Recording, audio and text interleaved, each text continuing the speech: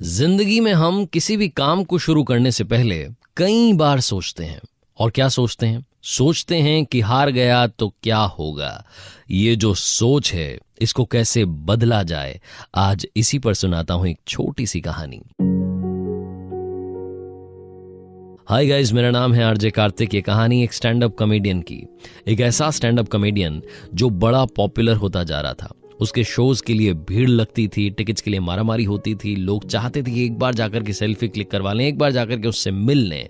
धीरे धीरे धीरे उसकी पॉपुलैरिटी बढ़ती चली जा रही थी। कई सारी मैगजीन्स उसका इंटरव्यू करना चाहती थी। एक बार एक मैगजीन को उसने अपॉइंटमेंट दी, रिपोर्टर आया और आकर के सवाल जवाब करने लगा। जैसा कि होता है हर इंटरव्यू में, सामने वाले को मालूम नहीं होता कि उससे क्या क्या पूछा जा सकता है। वैसे ही एक बाउंसर इस मैगजीन के रिपोर्टर ने स्टैंड अप कॉमेडियन की तरफ दे मारा। उसने बोला कि सर एक बात बताइए, आप ऐसा कौन सा रिकॉर्ड है जिसे तोड़ना चाहते हैं? अब इस स्टैंड अप कॉमेडियन के पास में कोई जवाब नहीं था, इसने कुछ सोचा भी नहीं था। तो इसने कहा कि भाई ऐसा कुछ तो मैंने सोचा नहीं है। तो रिपोर्टर ने कहा कि सर कुछ तो बताइए, मतलब कुछ तो हमें लिखना होगा, कुछ तो हमें बताना होगा। फिर इस स्टैंड अप कॉमेडियन ने काफी सोचा और बोला कि एक रिकॉर्ड है जिसे मैं तोड़ना चाहता हूं, 1 मिनट में सबसे ज्यादा वर्ड्स बोलने का। रिपोर्टर ने फटाफट से वो जवाब लिख दिया, मैगजीन छप गई, इंटरव्यू आ गया, काफी लोगों ने पढ़ा, न्यूज चैनल्स ने उसको देखा। तो उनको लगा, न्यूज चैनल वालों को, कि ये तो बहुत बड़ा मुद्दा हो सकता है। न्यूज चैनल ने डिबेट चला दी कि क्या कोई बंदा 1 मिनट में सबसे ज्यादा वर्ड्स बोल सकता है। इस बात पर पोल होने लगा, सोशल मीडिया पर ट्रेंडिंग होने लगा। इस स्टैंड अप कॉमेडियन के लिए बहुत बड़ी आफत आ गई। ये सब देख रहा था, इसको लग रहा था कि क्या ड्रामा चालू हो गया है। तभी इसके पास में एक न्यूज चैनल से कॉल आता है और वहां से कॉल पर कहा जाता है कि सर आज शाम 8 बजे आपको खुला चैलेंज दिया गया है, हमारे शो में आइए और 1 मिनट में सबसे ज्यादा वर्ड्स बोलकर दिखाइए। इसको लग रहा था कि ये क्या मुसीबत आ गई है, क्या किया जाए। ओपन चैलेंज चल रहा है, जाना तो पड़ेगा। रात 8 बजे से पहले 7:30 के लगभग इसके घर के बाहर न्यूज चैनल की गाड़ी आ गई इसको लेने के लिए। गाड़ी में बैठा, धक धक कर रहा था इसका दिल, इसे समझ नहीं आ रहा था कि होगा क्या। ये यही सोच रहा था कि हार गया तो क्या होगा, हार गया तो क्या होगा, हार गया तो क्या होगा। न्यूज चैनल के ऑफिस के बाहर पहुंचा, गाड़ी से बाहर निकला और सोचने लगा कि हार गया तो क्या होगा। जैसे जैसे इसके कदम अंदर की तरफ बढ़ रहे थे, ये अपनी सोच को धीरे धीरे बदल रहा था। फिर इसने सोचा कि हार गया तो क्या होगा, क्या हो जाएगा? ज्यादा से ज्यादा ये होगा कि लोग कहेंगे कि फालतू की बातें करता है। इसने जबरदस्ती इतनी बड़ी फेंक दी कि मैं 1 मिनट में सबसे ज्यादा वर्ड्स बोलने का रिकॉर्ड तोड़ दूंगा। क्या होगा, लोग मेरे बारे में थोड़े टाइम के लिए बुरा कह देंगे। इससे ज्यादा बुरा कुछ नहीं हो सकता। ये बंदा स्टैंड अप कॉमेडियन स्टूडियो में पहुंचा, शो शुरू होने वाला था, 8 बजने वाली थी। इसने एक बार फिर से सोचा और अब की बार सोचा कि अगर जीत गया तो क्या होगा। अभी जहां पहुंचा हूं यहां से और ऊपर चला जाऊंगा और ज्यादा पॉपुलर हो जाऊंगा, दुनिया मुझे जानने लगेगी। शो शुरू हुआ, 8 बजी, 1 मिनट का चैलेंज आया और इस बंदे ने कमाल कर दिखाया। सबसे ज्यादा वर्ड्स 1 मिनट में बोल के दिखा दिए। उसके बाद इसे खुद पर यकीन हुआ कि जीत गया तो क्या होगा, यही सोचना जरूरी है। ये छोटी सी कहानी हम सबको बहुत बड़ी बात बताती है। जिंदगी में बदलनी है तो अपनी सोच बदलिए। कई बार हम यही सोचते रह जाते हैं कि हार गया तो क्या होगा, और वो जो सोच रहे होते हैं धीरे धीरे धीरे धीरे हम पर इतना हावी हो जाता है कि हमारे आसपास वही होने लगता है जो नेगेटिव हम सोच रहे थे। लाइफ में पॉजिटिव सोचना शुरू कीजिए। जीत गया तो क्या होगा, जब ये फीलिंग आपके अंदर आएगी तो ऐसी कोई मंजिल नहीं जो आप पा नहीं सकते। आरजे कार्तिक बस यही कहेगा, कर दिखाओ कुछ ऐसा कि दुनिया करना चाहे आपके जैसा। किसी ने बड़े कमाल की बात कही है कि मांगना ही छोड़ दिया हमने वक्त से, क्या पता उसके पास इनकार का भी वक्त ना हो। हाय गाइस, मेरा नाम है आरजे कार्तिक। एक छोटी सी कहानी। ये कहानी एक किसान परिवार में पैदा हुए एक लड़के की, जिसके मम्मी पापा चाहते थे कि वो बड़ा होकर के किसान बने, खेती करे, लेकिन वो चाहता था कुछ और। उसने एक दिन अपने मम्मी पापा को बताया कि मैं बड़ा होकर के सैनिक बनना चाहता हूँ, तो मुझे उसके लिए आप ट्रेनिंग करवाइए, मुझे उसके लिए भेजिए। उसके पापा ने कहा कि ठीक है, मैं आपको मना नहीं करूंगा, आप जाइए, जाकर के तलवारबाजी सीखिए, तब जाकर के आप सैनिक बन पाएंगे, योद्धा बन पाएंगे। लड़के ने अगले ही दिन से जाकर के ट्रेनिंग करना शुरू किया। जब वो शुरुआत में वहां पहुंचा, क्लासेस लेने लगा, तो उसे समझ में आ गया कि तलवारबाजी उसके लिए बनी ही नहीं। 2-3 दिन के अंदर वो हिम्मत हार गया। उसे लगा कि अब क्या किया जाए। वो मन में सपना तो था वॉरियर बनने का, योद्धा बनना है, सैनिक बनना है, लेकिन क्या करें। फिर उसे लगा कि क्यों ना बैकडोर एंट्री करते हैं। पीछे के रास्ते से जाते हैं। अब पीछे का रास्ता क्या था? उस सेना का जो सेनापति था वो इनके परिवार में किसी रिश्तेदार का दोस्त था। अब इसने सोचा कि क्यों ना उस रिश्तेदार तक पहुंचा जाए। अपनी मम्मी से जाकर के इसने अर्जी लगाई कि माँ प्लीज मुझे वहां तक जाने दीजिए, उनसे कहिए कि वो मेरी मुलाकात करवा दें सेनापति से। रिश्तेदार के घर पहुंचा, वहां से सेनापति से मिला। सेनापति को जाकर के कहा कि बस मुझे सेना में ले लीजिए। सेनापति ने कहा कि बेटा आपके अंदर वो टैलेंट नहीं है, आपको तलवारबाजी आती नहीं, आप तलवार ढंग से चला नहीं पाते, आपका सेना में क्या काम रहेगा। लेकिन फिर भी क्योंकि आपके रिश्तेदार मेरे दोस्त हैं तो दोस्ती की खातिर मैं आपको सेना में ले लेता हूं। आप रिजर्व्ड फोर्स में रहेंगे, आपका काम नहीं होगा, आप बस आराम कीजिएगा, बहुत कम आप लोगों की जरूरत पड़ेगी, मुश्किल है कि आपकी कभी जरूरत भी पड़े। लड़का खुश हो गया कि चलो भाई सैनिक की वर्दी मिल जाएगी, काम भी नहीं करना है, युद्ध में भी नहीं जाना है, आराम करेंगे, आराम से रहेंगे, रिजर्व फोर्स के साथ रहेंगे, बहुत मुश्किल से कभी मौका मिलेगा युद्ध में जाने का, वो तब की तब देखेंगे। रिजर्व फोर्स में शामिल हो गया। साल पर साल बीतते गए।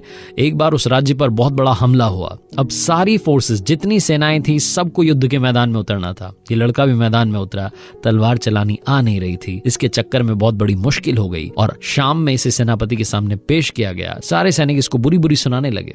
सेनापति ने कहा कि ये तो बड़ा ही एम्बैरेसिंग मोमेंट है, क्या किया जाए, मैंने तो खुद इसे भर्ती किया। तो उसने उस लड़के को डांटते हुए कहा कि अब तुम सेना में नहीं रहोगे, अब तुम जाकर के महल की पहरेदारी करोगे, तुम आज से पहरेदार हो। लड़के को फिर से एक नया काम मिल गया।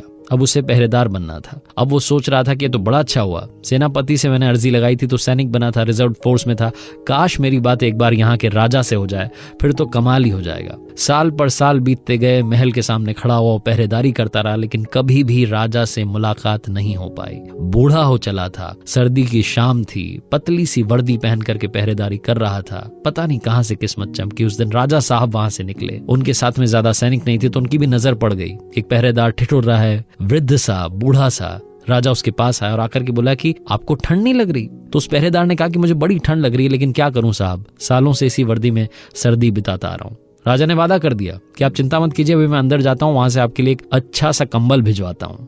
राजा साहब अंदर गए, व्यस्त हो गए, इस बात को भूल गए।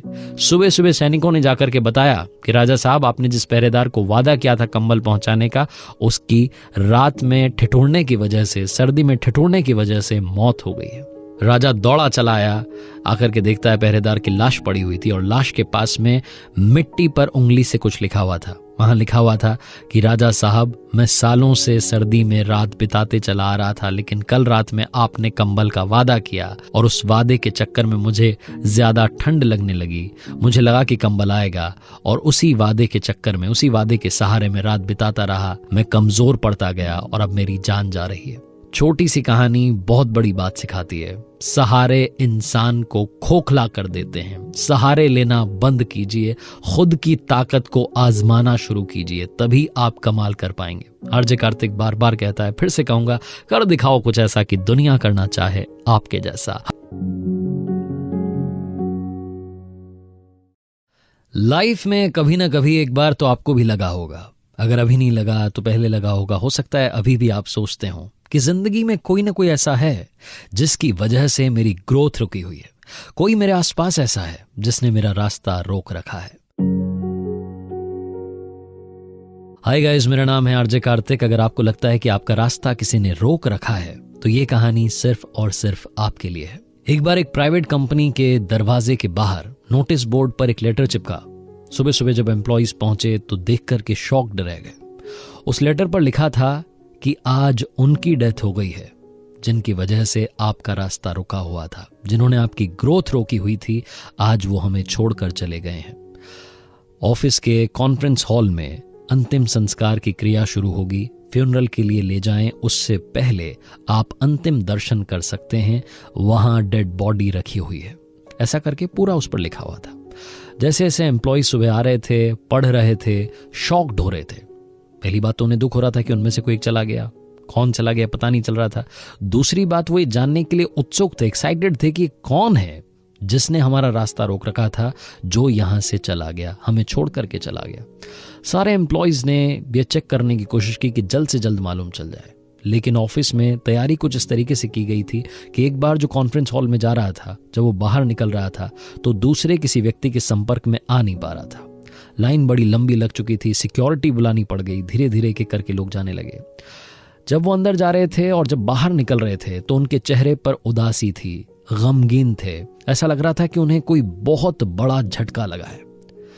उसी ऑफिस में एक बंदा ऐसा था जो दिन भर इस बात से परेशान रहता था कि मेरा काम फलाना की वजह से नहीं हो पाता, उसकी वजह से नहीं हो पाता, इसकी वजह से नहीं हो पाता। वो बड़ा खुश हो रहा था, उसे लग रहा था कि चलो यार फाइनली कोई तो गया जिसने मेरा रास्ता रोक रखा था। उसकी बारी आई, वो कॉन्फ्रेंस हॉल में गया, अंदर जाकर के देखता है कि एक कॉफिन रखा हुआ था। वो गया, जाकर के कॉफिन को उठाया, जैसे ही उसने ढक्कन खोला वो शॉक्ड रह गया। वहां अंदर कोई भी बॉडी नहीं थी। उस कॉफिन में मिरर लगा हुआ था और उस मिरर के पास में एक कागज चिपका हुआ था। उस लेटर पर लिखा था कि जिंदगी में आप ही हैं जिसने आपका रास्ता रोक रखा है, आपने खुद की ग्रोथ को रोका हुआ है, आपको अपनी उन कमजोरियों को पहचानने की जरूरत है। ये पढ़ने के बाद वो व्यक्ति शर्म से लाल हो गया। उसे उस दिन समझ में आया कि वो दिन भर जो कमियां निकालता रहता था, आखिर में कमी तो उसी में थी। छोटी सी कहानी बहुत बड़ी बात सिखाती है। जिंदगी में कमी हर किसी के अंदर है, उस कमी को ढूंढना शुरू कीजिए। ना कि आप दिन भर ये कहते रहें कि हमारे ऑफिस में माहौल सही नहीं है, मैं पढ़ाई नहीं कर पाता क्योंकि घर का माहौल ठीक नहीं है, घर में शोर मचता रहता है। ऑफिस का माहौल ठीक तब होगा जब आप अंदर से ठीक होंगे, अपने आप को तैयार करेंगे। जिंदगी में इंसान हमेशा अंदर की कमजोरियों से हारता है, इसलिए खुद को तैयार कीजिए और आसपास के माहौल को दोष देना बंद कीजिए, क्योंकि वो आप ही हैं जिसने अपना रास्ता रोक रखा है। आरजे कार्तिक बस यही कहेगा, कर दिखाओ कुछ ऐसा कि दुनिया करना चाहे आपके जैसा। किसी ने बड़े कमाल की बात कही है कि यूं ही नहीं होती जिंदगी में तब्दीलियां, रोशन होने के लिए मोम को भी पिघलना पड़ता है। हाय गाइस, मेरा नाम है आरजे कार्तिक। एक छोटी सी कहानी। ये कहानी है राजा विक्रम की। राजा विक्रम को अपने राज्य में उत्तराधिकारी का चुनाव करना था। बड़ा आसान होता अगर उनके बच्चे कम होते, लेकिन उनके 100 बच्चे थे। अब 100 बच्चों में से किसी एक को चुनना बड़ा ही मुश्किल टास्क था। रानी को भी सभी बच्चों से बराबर प्यार था, राजा को भी सभी बच्चों से बराबर प्यार था। रानी ने एक बार सुझाव दिया कि क्यों ना हम राज्य के टुकड़े कर दें, सब बच्चों में बराबर हिस्सा बांट दें। राजा ने कहा कि ये तरीका अच्छा नहीं होगा, हम प्रजा को अपने अपने हाल पर नहीं छोड़ सकते, हमें किसी एक को राजा चुनना होगा, किसी एक को राजा बनाना होगा। और तुम चिंता मत करो, मैं कुछ न कुछ ऐसा करूंगा कि इन सब में से जो सर्वश्रेष्ठ है वो सामने निकल करके आ जाएगा। रानी ने कहा ठीक है, फिर आपकी मर्जी, आपको जो करना है आप कीजिए। राजा ने ऐलान करवा दिया कि अब राज्य का उत्तराधिकारी चुनने का समय आ गया है। सभी राजकुमारों के लिए एक भोज रखा जाएगा और उसके बाद में उत्तराधिकारी का चुनाव कर लिया जाएगा। अब प्रजा चक्कर में पड़ गई कि कोई प्रतियोगिता तो रखी नहीं है, सिर्फ भोज रख दिया है। अब खाना खाने से कैसे पता चलेगा कि कौन सा राजकुमार अच्छा है? लेकिन राजा ने शायद कुछ और सोच रखा था। वो शाम आई, जब भोज का समय था, सारे राजकुमार तैयार होकर के प्रांगण में आ गए। 100 राजकुमारों के लिए 100 थालियां लग गईं, पकवान बन गए, सब कुछ तैयार था। उनके सामने थालियां परोस दी गईं। वो खाना खाने ही वाले थे कि अचानक से वहां बहुत सारे शिकारी कुत्ते आ गए। अब राजकुमारों में हलचल मच गई, वो इधर उधर भागने लगे, तितर बितर हो गए। कुछ डर करके भाग गए, कुछ शिकारी कुत्तों का शिकार करने के लिए निकल पड़े। कुल मिलाकर के युद्ध सा माहौल बन गया। वो शाम जैसे तैसे बीत गई। जब प्रजा को मालूम चला कि वहां पर तो शिकारी कुत्ते आ गए थे, तो प्रजा सोच में पड़ गई। जनता सोचने लगी कि अब तो कैसे राजा मिलेगा। लेकिन अगले दिन राजा विक्रम ने ऐलान किया कि आज शाम में दरबार लगेगा और भरे दरबार में घोषणा की जाएगी कि राज्य का राजा कौन होगा। जनता को समझ नहीं आ रहा था कि राजा साहब ने उत्तराधिकारी चुन कैसे लिया है, कहां से इन्होंने चुनाव कर लिया है, क्योंकि खाना तो हुआ नहीं, भोजन हुआ नहीं, चुनाव हुआ नहीं। कौन सी प्रतियोगिता थी जिससे परिणाम निकल आया है? खैर, शाम का वक्त आया, दरबार सज चुका था, मंत्री बैठे हुए थे, जनता आकर के दरबार में बैठ गई थी। हर कोई इंतजार कर रहा था उस अनाउंसमेंट का, जब मालूम चलने वाला था कि हमारा अगला राजा कौन होगा। राजा साहब ने एक एक करके सारे राजकुमारों को बुलाया और उनसे पूछना शुरू किया कि कल का भोज कैसा रहा, कल का खाना कैसा था। पहले राजकुमार ने, जो सबसे ज्येष्ठ थे, सबसे बड़े थे, वो गुस्सा होने लगे। उन्होंने बोला कि क्या तरीका है पिताजी, कल आपने देखा होगा जब हम खाना खाने के लिए बैठे, भोज शुरू होने वाला था, तभी अचानक से शिकारी कुत्ते आ गए। हमारे पहरेदार इतने निकम्मे हो गए हैं कि वो शिकारी कुत्तों को रोक नहीं पाए, हमें खुद जाकर के 3-4 का शिकार करना पड़ा। कितनी मुश्किल घड़ी थी। दूसरे वाले से पूछा तो उसने कहा कि पिताजी मुझे नहीं मालूम, मैं तो वहां से डर करके भाग गया था, मुझे बड़ा डर लगता है। एक एक करके राजकुमार अपना बहाना गिनाते रहे। आखिरी राजकुमार जिन्होंने कहा कि हाँ पिताजी, मैंने कल भोजन खाया, बहुत ही कमाल का भोजन था, बहुत ही स्वादिष्ट भोजन था, बहुत अच्छे पकवान बने थे, खाना खाने में आनंद आ गया, मजा आ गया, इससे बढ़िया भोजन नहीं हो सकता था। हर कोई वहां पर अचंभे में पड़ गया, शॉक्ड था, समझ नहीं पाया कि इन भाई साहब ने कैसे खाना खा लिया। राजा ने भी पूछा कि जरा बताइए दरबार को कि आपने कल भोजन कैसे किया। तो वो जो राजकुमार थे जिनका नाम शांतनु था, उन्होंने कहा कि कल महाराज वहां 100 थालियां लगी थीं। मैं खाना खाने के लिए बैठा, अचानक से शिकारी कुत्ते आ गए, सारे राजकुमार भाग गए, मैं वहीं बैठा रहा, मैं अपना खाना खाता रहा। जैसे ही कोई शिकारी कुत्ता मेरी तरफ आता, मैं एक थाली उठाता और उसके सामने खाली कर देता। 99 थालियां रखी हुई थी, मैंने सारे कुत्तों को भोजन भी करा दिया और साथ में अपना भोजन भी शांति से पा लिया, अपना भोज भी पूर्ण कर लिया। इस तरीके से महाराज कल मेरा भोजन बड़ा शानदार रहा। जैसे ही शांतनु का जवाब सुना तो दरबार में तालियां बजने लगीं और राजा ने अनाउंसमेंट की कि अब यही आपके अगले राजा होंगे। छोटी सी कहानी बहुत बड़ी बात सिखाती है। लाइफ में प्रॉब्लम्स हर किसी के हैं, बहुत सारी समस्याओं का पहाड़ हम सब के सामने खड़ा है। हम जिंदा हैं तब तक समस्याएं रहेंगी, जिस दिन समस्याएं खत्म हो जाएंगी शायद हम भी खत्म हो जाएंगे। इसलिए जिंदगी में समस्याओं से घबराना, उनके बारे में बात करना बंद कीजिए। बात करनी है तो प्रॉब्लम्स की नहीं, सॉल्यूशंस की कीजिए, आपको सॉल्यूशन जरूर मिलेगा। आरजे कार्तिक बस यही कहेगा, कर दिखाओ कुछ ऐसा कि दुनिया करना चाहे आपके जैसा। हरिवंश राय बच्चन साहब एक बात कहा करते थे और इसी बात को बच्चन साहब, अमिताभ बच्चन साहब कई बार रिपीट करते हैं कि मन का हो तो अच्छा और मन का ना हो तो बहुत ज्यादा अच्छा, क्योंकि जब आपके हमारे मन का नहीं होता तो ऊपर वाले के मन का होता है और वो कभी किसी का बुरा नहीं करते। हाय गाइस, मेरा नाम है आरजे कार्तिक। एक छोटी सी कहानी इसी बात पर। ये कहानी एक ऐसे व्यक्ति की जो गांव से शहर आया था, नौकरी के लिए लगातार इंटरव्यूज दे रहा था लेकिन उसका सिलेक्शन नहीं हो रहा था। उसे लग रहा था कि अब वापस गांव चले जाना चाहिए। एक आखिरी मौका उसके पास बचा था, एक आखिरी इंटरव्यू बाकी था। वो कंपनी में पहुंचा, लंबी लाइन थी, उसका नंबर आया, उससे सवाल जवाब किए गए। काफी सारे सवाल जवाब के बाद उसे लगा कि अब उसका सिलेक्शन हो जाएगा। उसने सभी सवालों के सही जवाब दिए। तभी इंटरव्यूअर ने पूछा कि आपकी ईमेल आईडी क्या है। इस व्यक्ति के पास में अपनी कोई ईमेल आईडी नहीं थी। इसने कहा कि मेरे पास कोई ईमेल आईडी नहीं है। इसे वहां से रिजेक्ट करके भेज दिया गया। इसे कहा गया कि आपके पास ईमेल आईडी नहीं है और आप यहां जॉब करना चाहते हैं। उस कंपनी से बाहर निकला तो दरवाजे पर खड़ा होकर के सोचने लगा कि क्या किया जाए। लगातार मुझे फेलियर मिल रहा है, लगातार मुझे निराशा हाथ लग रही है। कोई भी व्यक्ति वहां होता उसके दिमाग में 40-50 उल्टे ख्याल आते। इसके दिमाग में भी ख्याल आने ही वाले थे कि अचानक से इसका हाथ अपनी पॉकेट की तरफ गया। इसने देखा कि इसके पास में 100 रुपए का एक नोट रखा था। ये व्यक्ति वहां से सीधा चला गया सुपरमार्केट। वहां जाकर के टमाटर खरीदे और उसी शहर के कॉलोनी में जाकर के टमाटर बेचना शुरू किया। शाम तक इसके सारे टमाटर बिक चुके थे। 120 रुपए इसकी जेब में थे। अगले दिन फिर से इसने ऐसा ही किया। 120 रुपयों से टमाटर खरीदे, फिर से बेचना शुरू किया। शाम तक 150 रुपए कमा चुका था। इस तरीके से रोजाना पैसे बढ़ते गए, बचत होने लगी। धीरे धीरे धीरे साल 2 साल के अंदर इसने अपनी एक छोटी सी दुकान खोल ली। 4-5 साल के अंदर बिजनेस इतना ग्रो कर गया कि अपना खुद का एक छोटा सा सुपरमार्केट खोल लिया। काफी सालों तक यही बिजनेस करता रहा। धीरे धीरे उस शहर में इसका एक बहुत बड़ा सुपरमार्केट खुल चुका था। हर किसी को लगता था कि ताजी सब्जियां चाहिए, अच्छी सब्जियां चाहिए तो इन्हीं के सुपरमार्केट में जाना होगा। एक दिन ये बैठा हुआ था, इसको ख्याल आया कि क्यों ना इतने बड़े बिजनेस का इंश्योरेंस करवाया जाए। इतना बड़ा बिजनेस खुल चुका है, इसका इंश्योरेंस करवाना बहुत ज़रूरी है।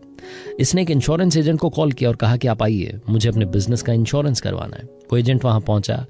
वहाँ पहुँच करके सारी जानकारी लेने लगा, फॉर्म फिलअप करने लगा और आखिरी में पूछता है कि सर आपकी ईमेल आईडी क्या है।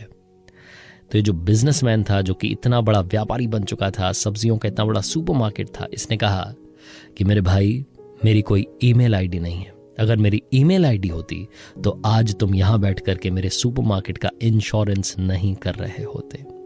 इंश्योरेंस एजेंट को ये बात समझ में नहीं आई क्योंकि उसे पुरानी कहानी मालूम नहीं थी, लेकिन आपको समझ में आई होगी। कई बार हमारे मन का नहीं होता है। जब आपके मन का ना हो तो इंतजार कीजिए, ऊपर वाले के मन का जरूर होगा। और कोशिश कीजिए, कई सारे रास्ते आपके आसपास खुले हैं, उनमें से सबसे अच्छा रास्ता चुनिए और उस पर चल कर दिखाइए। कर दिखाओ कुछ ऐसा कि दुनिया करना चाहे आपके जैसा। किसी ने बड़े कमाल की बात कही है कि खुद को खुश रखने के तरीके ढूंढें, क्योंकि तकलीफें तो आपको ढूंढ ही रही हैं। हाय गाइस, मेरा नाम है आरजे कार्तिक। एक छोटी सी कहानी। ये कहानी एक बूढ़ी अम्मा की, जिनकी फैमिली में अब कोई नहीं बचा था। जिस फ्लैट में वो रहती थी उसकी EMI चुकाना अभी भी बाकी था, लोन चल रहा था। फैमिली कंडीशंस खराब थी, इकोनॉमिक कंडीशंस खराब थी, और इस वजह से कुछ महीने ऐसे भी थे जिनमें उनके पास EMI चुकाने के लिए पैसे नहीं थे। उस बिल्डिंग के ओनर ने नोटिस दे दिया कि आपको अब ये फ्लैट खाली करना होगा, क्योंकि हम ऐसे व्यक्ति को यहाँ नहीं रख सकते जिनके पास में पैसा भी नहीं है। उसने 2-3 बार नोटिस दिया और फाइनली सिक्योरिटी गार्ड्स को बुला लिया। उन अम्मा का सामान बाहर फेंकने की तैयारी हो रही थी। वो फूट फूट करके रो रही थी। उन्हें समझ नहीं आ रहा था कि क्या हो रहा है उनकी लाइफ में। तभी अचानक से उस सीन में एक ऐसे बंदे की एंट्री होती है जो कि सब कुछ पलट देता है। सूटेड बूटेड बंदा आता है और आकर के सिक्योरिटी गार्ड्स को पेपर दिखाता है।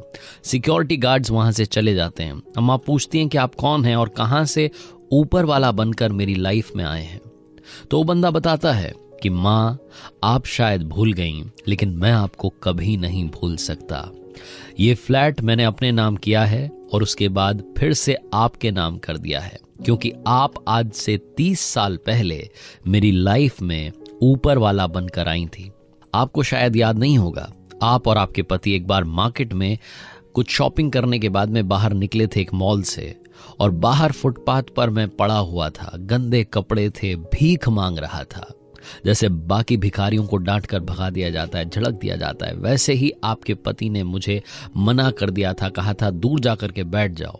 लेकिन आपका दिल पिघला और आपने मेरी मदद की। आपके पति तो थोड़ा आगे बढ़ गए, लेकिन आप वहीं रुकी रहीं।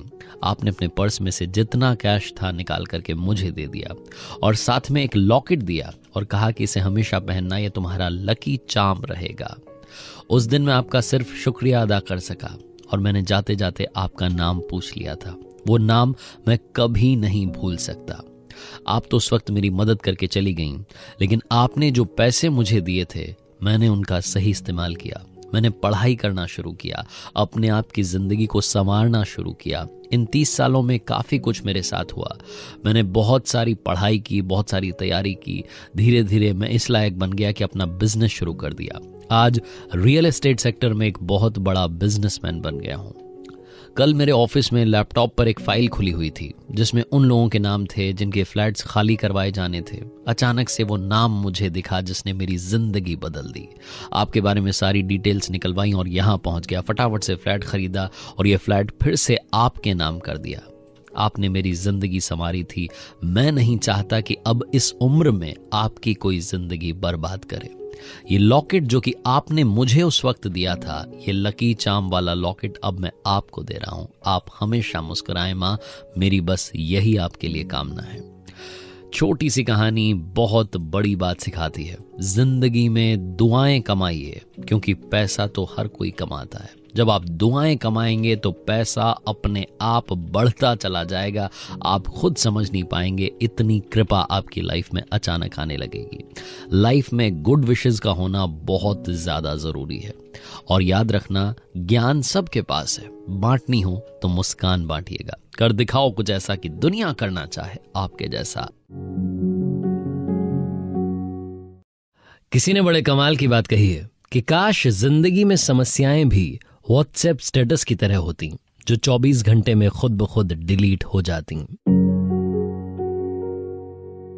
हाय गाइस, मेरा नाम है आरजे कार्तिक। एक छोटी सी कहानी। ये कहानी गरीब परिवार में रह रहे बच्चे की, जिसकी फैमिली में खाने पीने के लाले थे, जिसके परिवार में बहुत कम पैसा था।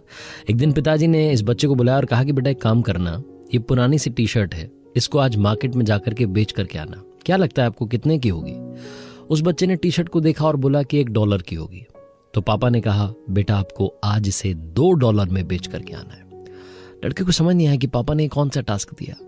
फिर उसे याद आया कि उसकी फैमिली कंडीशंस बहुत खराब थी। तो उसने सोचा कि फैमिली की मदद करने का इससे बढ़िया मौका नहीं मिलेगा। वो लड़का बाहर जा चुका था, आसपास ढूंढने लगा किसको बेचूं किसको बेचूं। फिर उसे लगा कि टी शर्ट तो वाकई में बहुत गंदी है, इसको $2 में तो कोई नहीं खरीदेगा। वो लड़का वापस घर में आया। घर में जो पुराने कपड़े रखे थे उसके नीचे उस टी शर्ट को रख दिया। उनके घर में आयरन तो थी नहीं, प्रेस करने का इससे बढ़िया तरीका नहीं था। वो टी शर्ट थोड़ी सी ठीक हो गई, उसकी सलवटें मिट गई। अब वो टी शर्ट को लेकर के स्टेशन पहुंच गया, वहां जाकर के बेचने की कोशिश करने लगा। शाम तक फाइनली वो टी शर्ट बिक गई, $2 में बेच दी। घर आया, पापा को आकर के $2 दिए। लड़के को लगा कि पापा खुश होंगे, लेकिन पापा ने कोई रिएक्शन नहीं दिया, पापा चुप रहे। अगले दिन पापा ने फिर से एक पुरानी टी शर्ट निकाली और इस लड़के से कहा कि बेटा आज आपको फिर से ये टी शर्ट बेचने के लिए जाना है, और आज $2 में नहीं बल्कि $20 में ये $1 वाली टी शर्ट बेच करके आनी है। आप ही ने बताया था कि $1 की है, अब $1 वाली टी शर्ट आप $20 में बेच करके आएंगे। लड़के को अब की बार तो कुछ समझ में नहीं आ रहा था, पूरा ब्लैंक था, उसे समझ नहीं आ रहा था क्या करना है। फाइनली उसने फिर से अपना दिमाग लगाया, तो उसको लगा कि एक काम करता हूँ। उसके घर में एक पुराना मिकी माउस का स्टिकर रखा था, उसने उस टी शर्ट पर उस मिकी माउस के स्टिकर को चिपका दिया। वो टी शर्ट अब मिकी माउस वाली बन गई थी। वो लड़का उस टी शर्ट को लेकर के गया और एक बड़े से स्कूल के सामने खड़ा हो गया, जहां पर अमीरों के बच्चे पढ़ा करते थे। स्कूल की छुट्टी हुई, सारे बच्चे बाहर निकले, उनके मम्मी पापा उन्हें लेने के लिए आए हुए थे।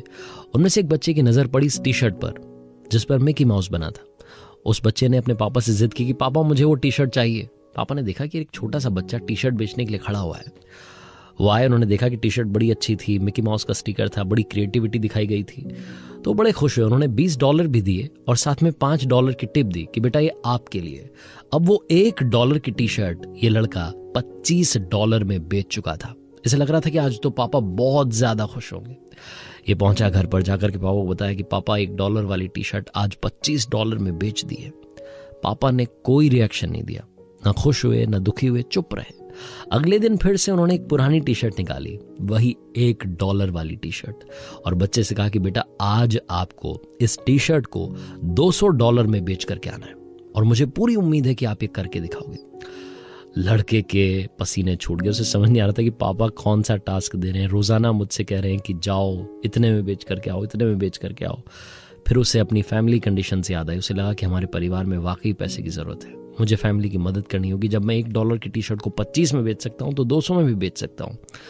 लड़का बाहर बाजार में निकला और आसपास देखने लगा। उसकी नजर पड़ी उनके शहर में एक बड़ी एक्ट्रेस आने वाली थी एक स्टोर के इनॉग्रेशन के लिए। लड़का वहीं पहुंच गया। वहां पहुंचा तो देखता है कि लंबी भीड़ लगी हुई थी। उस लंबी सी भीड़ में से छोटा बच्चा था, इधर से उधर से घुसता हुआ आगे निकल गया। वहां एक्ट्रेस आई हुई थी, वो इनॉग्रेशन करने वाली थी। तभी ये लड़का चिल्लाने लगा, मैम मैं आपका बहुत बड़ा फैन हूँ। तो एक्ट्रेस ने देखा कि एक छोटा सा बच्चा आवाज लगा रहा है, उनके बारे में अच्छी अच्छी बातें कर रहा है, कॉम्प्लीमेंट दे रहा है, तो उन्होंने उस बच्चे को आगे बुला लिया। उस बच्चे के पास में एक टी शर्ट थी। उसने कहा कि मैम क्या आपका ऑटोग्राफ इस पर मिलेगा। उस एक्ट्रेस ने उस पर अपने साइन कर दिए। उसके बाद वो लड़का वहां पर खड़ा होकर के टी शर्ट बेचने लगा कि बताइए आप में से किसको चाहिए। वो $200 का टारगेट लेकर के गया था, वो टी शर्ट उसने $250 में बेच दी। उस टी शर्ट के मुंह मांगे दाम उसे उस दिन मिल गए। वापस घर गया, पापा को कहा कि पापा आपने तो $200 की बात की थी, $250 में टी शर्ट बेच करके आ गया।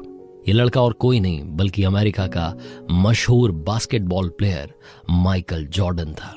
छोटी सी कहानी बहुत बड़ी बात सिखाती है। जिंदगी में समस्याएं चाहे कितनी भी बड़ी आ जाएं, आप हर समस्या का पार पा सकते हैं, आप हर समस्या से जीत सकते हैं।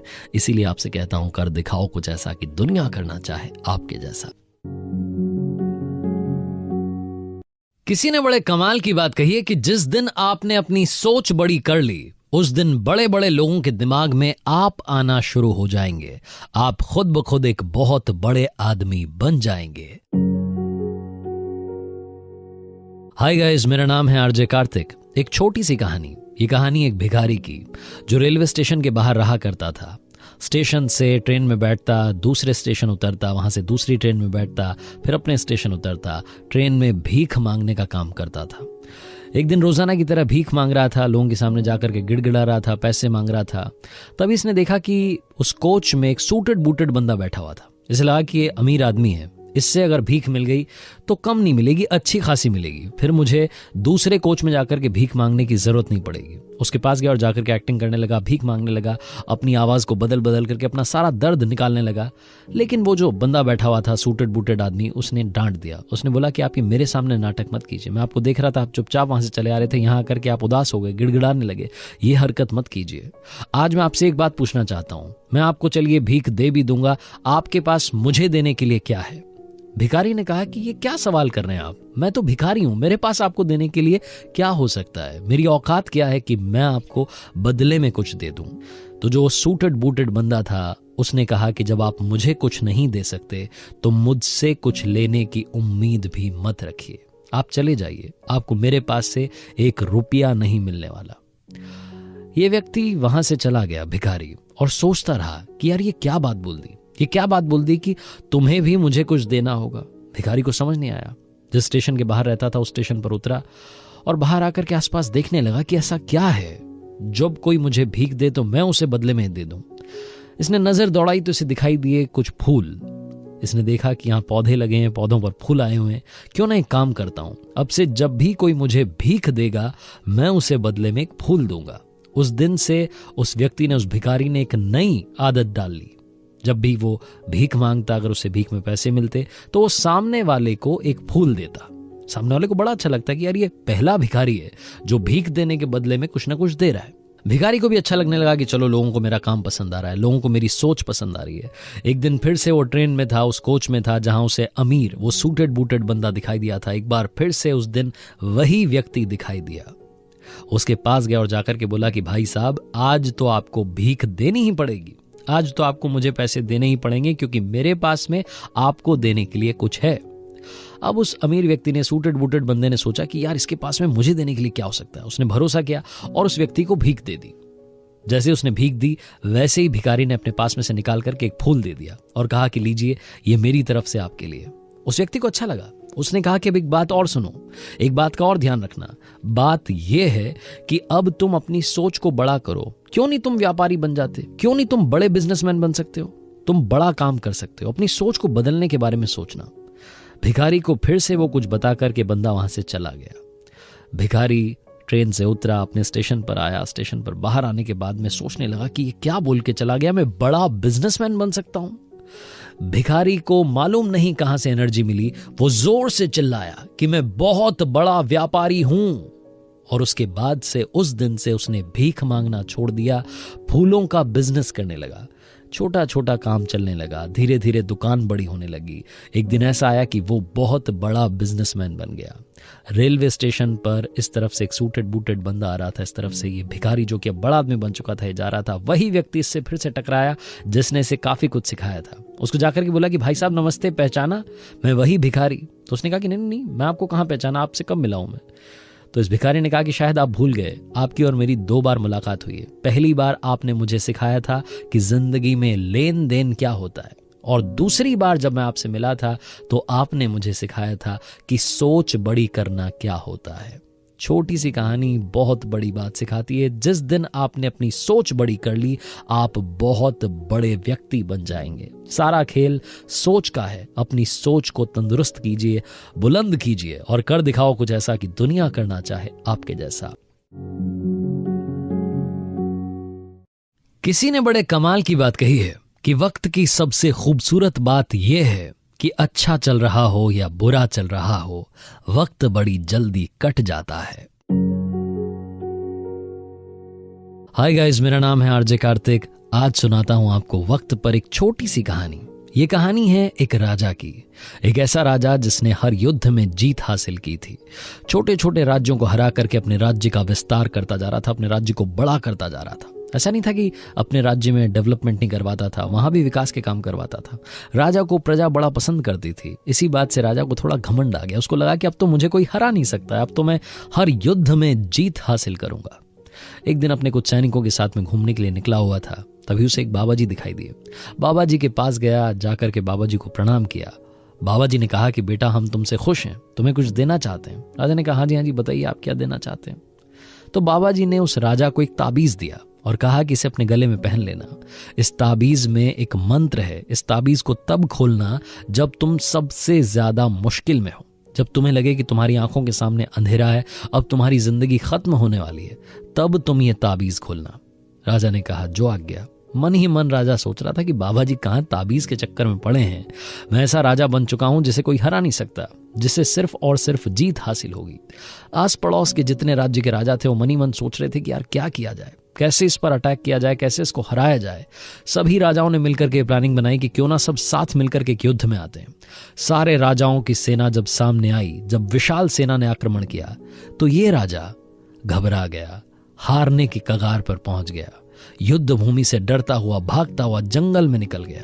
रास्ता भटक चुका था, इसे लगा था कि अब सब कुछ खत्म हो गया है। यह राजा वहां छुपने के लिए जगह ढूंढने लगा। तभी इसे वहां पर एक गुफा दिखाई दी। गुफा में जाकर के बैठ गया, छिप गया और इंतजार करने लगा कि कुछ अच्छा हो जाए। इसकी सांसें ऊपर नीचे हो रही थी, दिल धक धक कर रहा था, जैसे लग रहा था कि इसका अंतिम समय आने वाला है। ये घबराया हुआ था कि अचानक से इसे घोड़े के टापों की आवाज सुनाई देने लगी। इसे लगा कि दुश्मन देश के सैनिक, उनके घोड़े अब इसकी गुफा की तरफ आ रहे हैं। अचानक से इसे लगा कि जैसे सब कुछ खत्म हो गया है। अचानक से इसने महसूस किया कि इसकी आंखों के सामने अंधेरा है, इसकी मृत्यु होने वाली है। इसको सैनिक पकड़ करके ले जाएंगे, फांसी दे देंगे, इसका राजपाट तो छिन ही गया है, अब जिंदगी भी चली जाएगी। ये राजा निराशा की तरफ जाता जा रहा था। तभी से अचानक याद आया कि उन बाबा जी ने एक ताबीज दिया था जो गले में पहना हुआ था। फटाफट से इसने ताबीज निकाला, उसे खोला और उस मंत्र को पढ़ने लगा जो मंत्र बाबा जी ने कहा था कि इस ताबीज में लिखा हुआ है। उसने ताबीज खोला तो अंदर एक कागज की चिट्ठी थी। उस कागज की चिट्ठी को खोला तो उस पर लिखा हुआ था, ये भी कट जाएगा। मंत्र था, ये भी कट जाएगा। राजा ने एक सुकून की सांस ली, राहत की सांस ली। एक बार फिर से ऊपर वाले का धन्यवाद किया कि भगवान आपका धन्यवाद, आपने मुझे जिंदा तो रखा। हे ऊपर वाले, आपका शुक्रिया। राजा ने एकदम से महसूस करना शुरू किया कि उसके अंदर पॉजिटिविटी आ गई है। उसे वो जो घोड़े के टापों की आवाज सुनाई दे रही थी वो भी अब दूर जाने लगी। थोड़ी देर बाद वो घोड़े के टापों की आवाज सुनाई देना बंद हो गई। राजा धीरे से उस गुफा से बाहर निकला, जंगल में कुछ दिन रहा, वहां फिर से अपनी सेना बनाई, फिर से उस राज्य पर आक्रमण किया जो उसका खुद का था, जिसे किसी ने हथिया लिया था, और उस राज्य पर फिर से अपना झंडा कायम किया। छोटी सी कहानी बहुत बड़ी बात सिखाती है। जिंदगी में घबराइएगा मत, क्योंकि अच्छा चल रहा हो या बुरा चल रहा हो, ये भी कट जाएगा। बड़े से बड़े संकट टल जाएंगे। अगर आप चैंपियन हैं, चैंपियन की तरह सोचते हैं, तो आप चैंपियन ही बने रहेंगे। आप अपनी सोच को बस बुलंद रखिए, और चैंपियन बनने का सिर्फ एक रास्ता है, हार्ड वर्क और उसके साथ स्मार्ट वर्क। आरजे कार्तिक फिर से कहेगा, कर दिखाओ कुछ ऐसा कि दुनिया करना चाहे आपके जैसा। किसी ने बड़े कमाल की बात कही है कि जिंदगी में जो भी होता है अच्छे के लिए होता है। हाय गाइस, मेरा नाम है आरजे कार्तिक। ये कहानी है अकबर और बीरबल की। आपने बड़े सारे उनके किस्से सुने होंगे, लेकिन ये वाला मजेदार है। एक बार बादशाह अकबर को लगा कि क्यों ना बेगम के लिए सेब काटा जाए, तो उन्होंने चाकू मंगवाया, एप्पल मंगवाया। अब उनको चाकू चलाने की आदत तो थी नहीं, कभी उन्होंने कोई सब्जी नहीं काटी थी, फल नहीं काटा था। वो जब सेब काट रहे थे, अचानक से उनके अंगूठे में चोट लग गई, खून निकलने लगा। तो बड़ी जोर से चिल्लाए और फटाफट से वैद्य को बुलाया गया, दवाइयां मंगवाई गईं। लेकिन इस सब के बीच में जब वो चिल्ला रहे थे, दर्द से कराह रहे थे, जब वो दर्द में थे, उनके ठीक पास में बीरबल खड़ा हुआ था, क्योंकि जहां अकबर होते थे वहां बीरबल होता था। तो बीरबल ने कहा कि जहां पनाह आप इतना क्यों दर्द में हैं? याद रखो, जिंदगी में जो भी होता है अच्छे के लिए होता है। बादशाह को गुस्सा आ गया। उन्होंने बोला कि ये क्या मूर्खता है, यहां मुझे चोट लगी है और तुम अपना ज्ञान देने से पीछे नहीं रह रहे। तुम यहां भी अपना ज्ञान दे रहे हो, यहां भी तुम कह रहे हो कि जो होता है अच्छे के लिए होता है। बादशाह इतने गुस्से में थे कि उन्होंने बीरबल को कारागार में डालने के लिए कह दिया। सैनिकों से कहा कि इनको ले जाकर के कारागार में डाल दो, मुझे इनकी शक्ल नहीं देखनी, मुझे ऐसे व्यक्ति से बात नहीं करनी। जब मैं दर्द में हूं तो ये मुझे कह रहा है कि जो होता है अच्छे के लिए होता है। इस बात को कई महीने बीत गए। एक बार बादशाह अकबर अपने कुछ सैनिकों के साथ में जंगल में शिकार करने गए। शिकार का पीछा करते करते कब वो सैनिकों से बिछड़ गए, उन्हें खुद समझ नहीं आया। वो शिकार करते करते जंगल में अकेले चले जा रहे थे। तभी उन्हें वहां कबीले वालों ने पकड़ लिया, और जब कबीले वालों ने पकड़ लिया तो उन्होंने बताया कि मैं बादशाह हूं, जहां पनाह हूं। तो उन्होंने कहा कि होंगे अपने घर के, यहां पर आपको जहां पनाह नहीं है, यहां हमारा हुक्म चलता है, आपको हमारे साथ चलना होगा। जब ये वहां पहुंचे तो जाकर के देखते हैं कि कबीले वालों ने बलि चढ़ाने की तैयारी कर रखी थी। इन्हें समझ नहीं आ रहा था कि ये क्या होने वाला है, जहां पनाह की बलि दी जाएगी। ये बोलते रहे लेकिन इनकी किसी ने नहीं सुनी। जब बलि चढ़ाने की तैयारी होने लगी तब कबीले वालों में से एक ने देखा कि इनके अंगूठे में चोट लगी हुई थी। तो उसने अपने बाकी साथियों से कहा कि ये तो खंडित है, इसकी तो बलि नहीं चढ़ाई जा सकती, इसको तो पहले से चोट लगी हुई है। कबीले वालों ने बादशाह अकबर को वहां से रवाना कर दिया, वहां से छोड़ दिया। जब ये वापस अपने राजमहल की तरफ आ रहे थे तो सोच रहे थे कि बीरबल ने जो कहा था वो बिल्कुल ठीक कहा था, जिंदगी में जो होता है वो अच्छे के लिए होता है। ये अगर चोट नहीं लगी होती तो मेरी यहां पर बलि चढ़ जाती।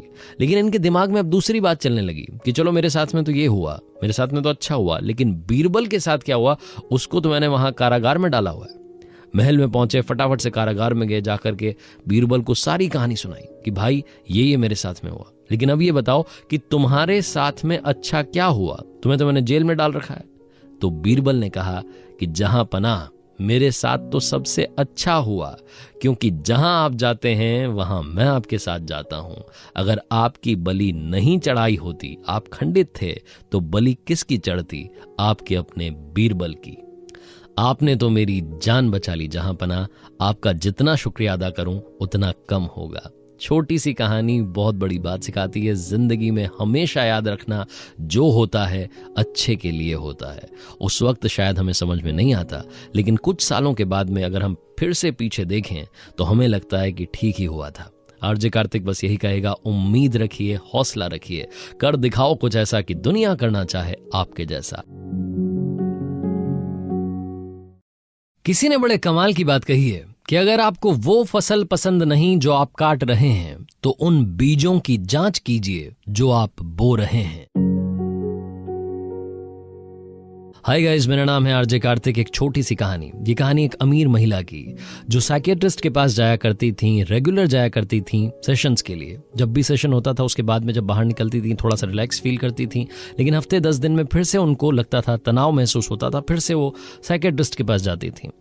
एक दिन वो अपना सेशन खत्म करके जाने ही वाली थी कि उन्होंने अपने साइकियाट्रिस्ट से पूछा कि सर एक बात बताइए, मेरे पास इतना पैसा है, मैं इतनी अमीर हूं, फिर भी मैं खुश क्यों नहीं हूं? फिर भी मुझे 10 दिन में 8 दिन में आपके पास सेशन के लिए क्यों आना पड़ता है? तो जो साइकियाट्रिस्ट थे उन्होंने कहा कि मैम आप फिर से बैठिए, आधे घंटे का वक्त और लगेगा। एक छोटी सी कहानी आपको और सुनाऊंगा, और ये कहानी मैं नहीं सुनाऊंगा, ये कहानी सुनाने के लिए मैं बुलाता हूं किसी को।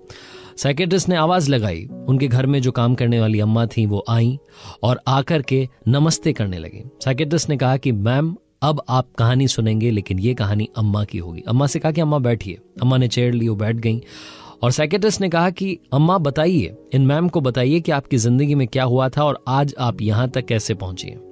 अम्मा ने अपनी कहानी सुनाना शुरू किया। अम्मा ने कहा कि मैम मेरी लाइफ में सब कुछ बुरा हुआ है। मेरा पति शराब पी करके घर आता था, मारपीट करता था। उसको कई बार समझाने की, उसकी शराब छुड़वाने की कोशिश की, लेकिन कुछ नहीं हो पाया। एक दिन ज्यादा शराब पीने की वजह से वो बीमार पड़ गए। उनका इलाज चला, उनके इलाज के लिए पैसे की जरूरत थी। मैंने घर घर जाकर के काम करना शुरू किया, लेकिन वो बच नहीं पाए, उनकी मृत्यु हो गई।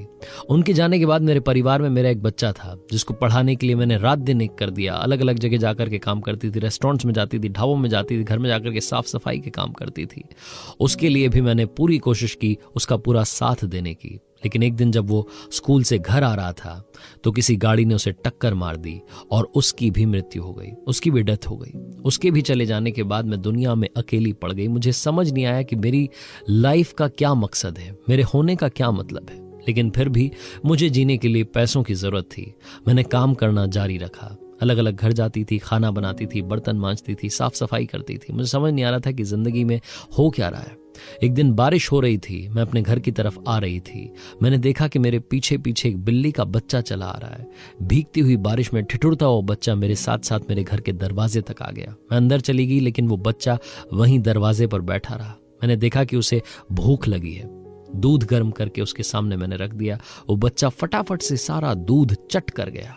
ये देख करके पता नहीं क्यों अचानक से मेरे चेहरे पर मुस्कान आ गई, और जैसे ही मेरे चेहरे पर मुस्कान आई मुझे याद आया कि मैं कई सालों में पहली बार हंसी थी। मुझे लगा कि एक बिल्ली के बच्चे की मदद करने पर मैं इतना मुस्कुरा सकती हूँ, इतना खुश हो सकती हूँ, तो अगर मैं इंसानों की मदद करना शुरू करूंगी तो मेरी जिंदगी का मतलब बदल जाएगा, मेरे होने का मतलब बदल जाएगा। उस दिन से मैंने लोगों की मदद करना शुरू किया। एक बार एक व्यक्ति बीमार था, उनके लिए दवाई लेकर के आ गई। एक बार एक भाई साहब बीमार थे, हॉस्पिटल में थे, उनके लिए खाना बना करके वहां तक पहुंचा दिया। छोटे छोटे जो डॉग्स होते हैं उनके लिए मैं बिस्किट का पैकेट खरीदती हूँ, उन तक पहुँचाती हूँ, उनकी मदद करती हूँ, उन भूखों को खाना खिलाती हूँ। कई बार मुझे ऐसे बच्चे मिलते हैं जिनको पढ़ाने के लिए पैसे की ज़रूरत होती है, मेरे पास जितना बन पाता है 100 रुपये 200 रुपये उन तक पहुँचाती हूँ, उनकी मदद करती हूँ। मुझे बड़ा अच्छा लगता है। और साहब के यहाँ जब से काम कर रही हूँ तब से तो मेरी तनख्वाह भी बढ़ गई है। साइकेट्रिस्ट ने जब ये पूरी कहानी अम्मा ने सुना ली, उसके बाद में उन अमीर महिला से कहा कि मैम शायद अब आप समझी होंगी जीने का मतलब क्या है, असली खुशी क्या है, रियल हैप्पीनेस क्या है। जिंदगी में सबसे बड़ी खुशी है जब आप किसी की मदद करेंगे और आपको जो सुकून मिलेगा, उससे बड़ी खुशी इस दुनिया में कभी भी आपको पैसे से भी नहीं मिल सकती। छोटी सी कहानी बहुत बड़ी बात सिखाती है। बांटनी है तो मुस्कान बांटिए, ज्ञान सभी के पास है। अपनों के प्यार के साथ, ऊपर वाले के आशीर्वाद के साथ, अपने हौसले के साथ कर दिखाओ कुछ ऐसा कि दुनिया करना चाहे आपके जैसा। किसी ने बड़े कमाल की बात कही है कि जरा संभल कर चलें, क्योंकि तारीफों के पुल के नीचे मतलब की नदी बहती है। हाय गाइस, मेरा नाम है आरजे कार्तिक। एक छोटी सी कहानी, ये कहानी एक राजा की, जिसके बारे में ये कहा जाता था कि उसके दरबार में जो भी जाता था वो खुश होकर के वापस आता था, उसकी बात सुनी जाती थी, समझी जाती थी। बाकी आसपास के राज्यों के राजा भी इस राजा से सीखने के लिए आते थे कि आप ऐसा क्या करते हैं, आपके पास में वो कौन सी शास्त्र विद्या है जो आप इस्तेमाल में लेते हैं और सब कुछ ठीक हो जाता है। दुखी से दुखी आदमी आपके पास आता है तो खुश होकर के जाता है। आसपास के राजाओं को लगता था कि इस बंदे की कभी ना कभी किसी ऐसे व्यक्ति से जरूर मुलाकात होगी जो दुखी था और दुखी ही रहेगा। और एक दिन ये बात सच हो गई। राजा अपने कुछ सैनिकों के साथ में भ्रमण पर निकला हुआ था। अपने राज्य में जो भी उससे मिल रहा था उसको कुछ न कुछ दे रहा था, शर्फी दे रहा था, उनकी मदद कर रहा था, पैसा दे रहा था। राजा एक बार फिर से अपना दरबार राज्य के बीचों बीच लगा चुका था। तभी राजा की नजर पड़ी एक भिखारी पर, एक दुखी इंसान पर। उसको लगा कि उसके राज्य में ये सबसे ज्यादा दुखी इंसान कौन है, ये छूट कैसे गया, इसका उद्धार कैसे नहीं हुआ। उसने सैनिकों को भेजा और कहा कि जाओ उस भिखारी को बुला करके लाओ। वो भिखारी आया और जैसे ही राजा के पास आया, राजा ने उससे उसका हाल पूछा और उसको एक सोने का सिक्का दे दिया। अब राजा के मन में चलने लगा कि जब मैंने इसे एक सोने का सिक्का दे ही दिया है तो इसकी जिंदगी में अब कुछ न कुछ तो बदल जाएगा। ये भिखारी अगर इस सोने के सिक्के का सही इस्तेमाल कर लेगा, कोई व्यापार शुरू कर देगा तो इसकी जिंदगी संवर जाएगी। राजा ने यही सोच करके उस सोने का सिक्का भिखारी को दे दिया। भिखारी बड़ा खुश हुआ, उसने जिंदगी में पहली बार सोने का सिक्का देखा था। भिखारी खुशी के मारे झूमता हुआ, नाचता हुआ जा रहा था। राजा ये सब देख रहा था। भिखारी फिर से जाकर के वहीं बैठ गया जहां बैठा हुआ था, नाली के पास। उस सिक्के को उछालने लगा और उस सिक्का गलती से नाली में गिर गया। अब वो भिखारी उस सिक्के को ढूंढने लगा। उसने पूरी कोशिश कर ली लेकिन वो सिक्का नहीं मिला। राजा ये सब देख रहा था और राजा को लग रहा था कि ये सबसे बुरा हुआ। उस भिखारी की मदद करने का मौका मुझे ऊपर वाले ने दिया था, मैंने उसकी मदद भी की, लेकिन उसकी गलती से सोने का सिक्का गुम हो गया। फिर राजा को लगा कि क्यों ना इसकी एक बार फिर से मदद की जाए। सैनिकों को भेजा और फिर से उसे बुलाया और भिखारी को एक और सोने का सिक्का दिया।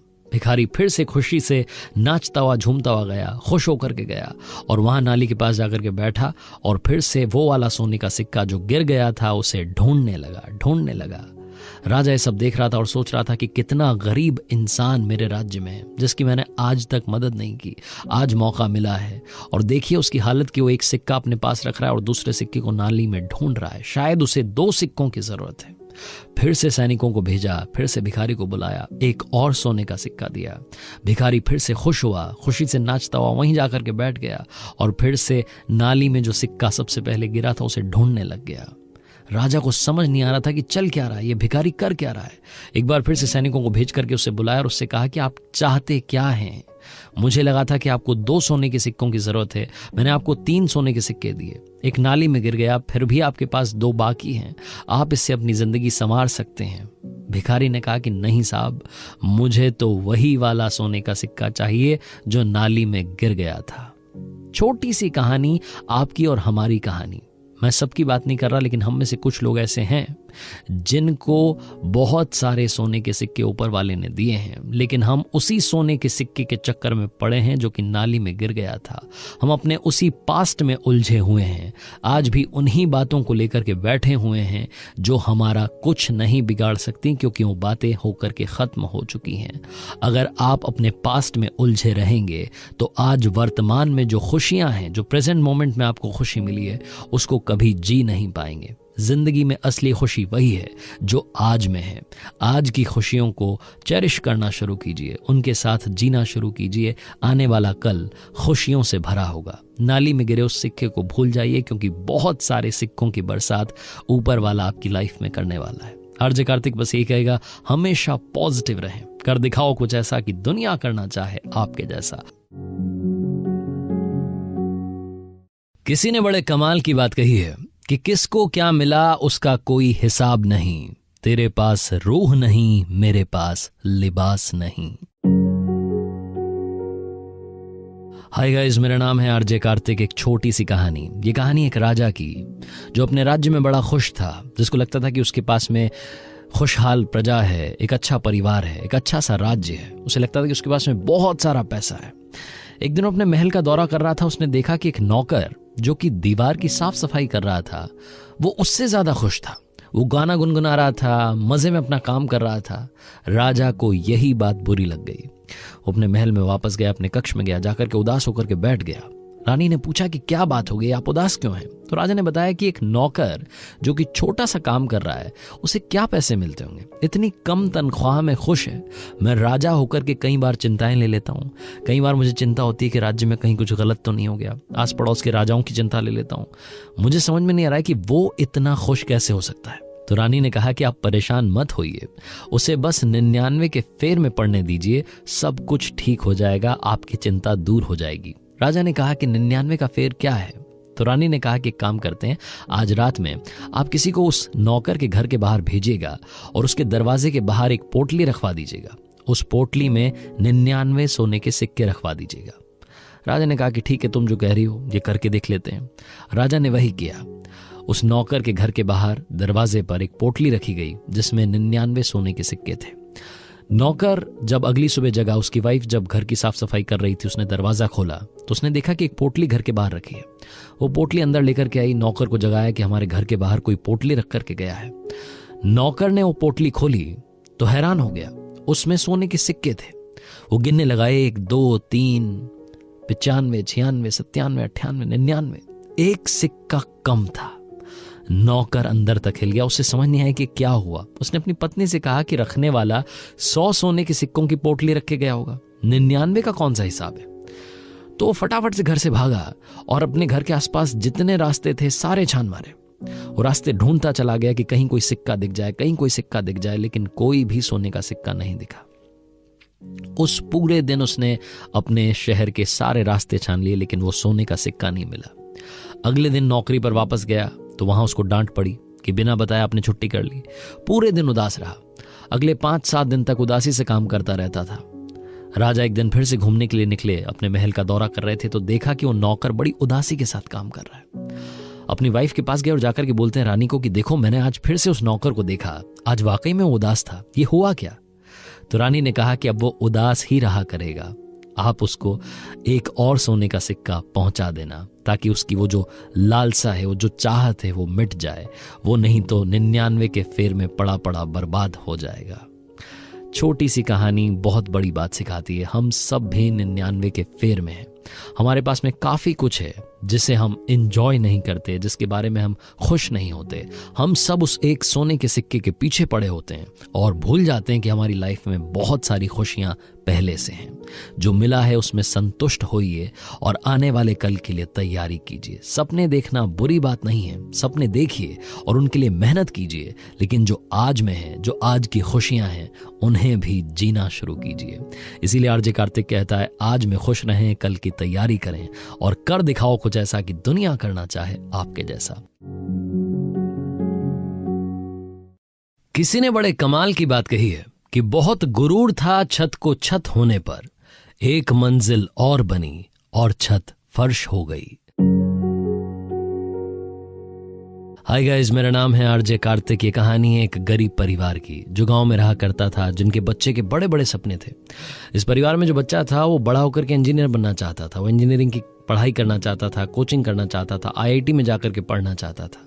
इस परिवार के पास में इतना पैसा नहीं था। उस बच्चे ने जिद की, मम्मी पापा से कहा कि पापा एक बार मौका दीजिए, मुझे शहर जाने दीजिए, वहां पर कोई भी पार्ट टाइम जॉब करूंगा, पैसे कमाऊंगा, उसी पैसे से अपनी फीस भर दूंगा, आप पर कोई लोड नहीं आएगा, बस मुझे मौका दीजिए। मम्मी पापा इसकी जिद के आगे हार गए, इसे शहर भेज दिया। यहाँ आकर के ये एक बास्केटबॉल कोर्ट में साफ सफाई का काम करने लगा। वहां से जो पैसे मिलते थे उससे फीस भरता था, आईआईटी की कोचिंग कर रहा था। पढ़ने लिखने में बहुत अच्छा लड़का। हर शाम में बास्केटबॉल कोर्ट में जाता, वहां जाकर के देखता कि अमीर परिवार के बच्चे आते थे, वो आकर के बास्केटबॉल खेलते थे। कई बार इसका मन होता था, सपने तो देखता ही था, इसका मन होता था कि बास्केटबॉल खेलूं। एक बार इसने वहां जो बच्चे खेल रहे थे उनसे कहा कि भैया अगर आप एक बार मौका दें तो मैं भी खेलना चाहूंगा। उन्होंने इसकी हंसी उड़ा दी और इसे डांट करके भगा दिया। एक दिन ये रोजाना की तरह वहां साफ सफाई करने के लिए पहुंचा हुआ था, पत्ते उठा रहा था, झाड़ू लगा रहा था।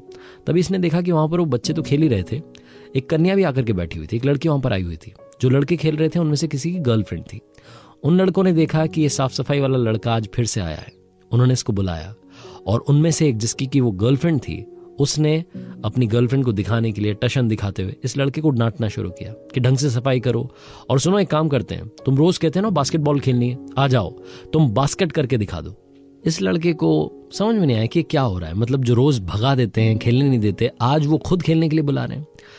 ये लड़का कोर्ट में पहुंचा और इसने कहा कि ठीक है भैया, मैं कोशिश करके देखता हूं। मैंने आज तक तो खेला नहीं, मुझे पता नहीं, बस आपको खेलते हुए देखता था, उसी से शायद कुछ बात बन जाए।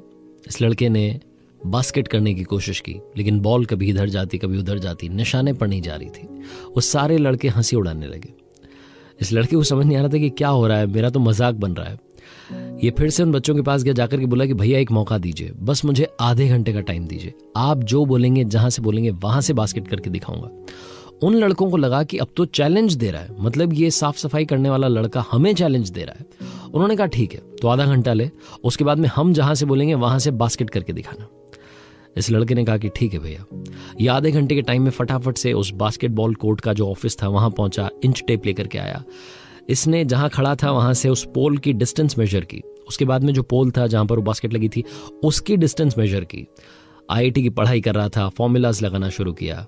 इसे समझ में आ गया कि कौन सा एंगल रखना है, कौन सा एंगल पर निशाना साधना है। उसके बाद में आधा घंटा खत्म हुआ। इसने उन बच्चों से जाकर के कहा कि अब बताइए कहां से बास्केट करनी है।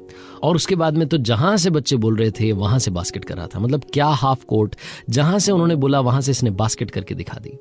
इसने अपना दिमाग लगाया, खुद को कमजोर नहीं समझा और उन अमीर बच्चों के सामने साबित कर दिया कि ताकत, काबिलियत हर किसी में होती है। छोटी सी कहानी बहुत बड़ी बात सिखाती है। जिंदगी में कभी भी खुद को कमजोर मत समझना। प्रैक्टिकल लाइफ में देखना, आपके पास में भी टैलेंट है, आपके पास में भी क्षमता है जिंदगी में आगे बढ़ने की। अगर आपको लगता है कि आप जिंदगी में थोड़ा सा पीछे चल रहे हैं, आपके सपने पूरे नहीं हो रहे हैं, तो एक बार अपने बारे में जानने की कोशिश कीजिएगा और समझिएगा कि आप किस में अच्छे हैं। जिस फील्ड में आप अच्छे हैं उसी में आगे बढ़ने की कोशिश कीजिएगा। आई एम श्योर आप कमाल कर जाएंगे। कर दिखाओ कुछ ऐसा कि दुनिया करना चाहे आपके जैसा।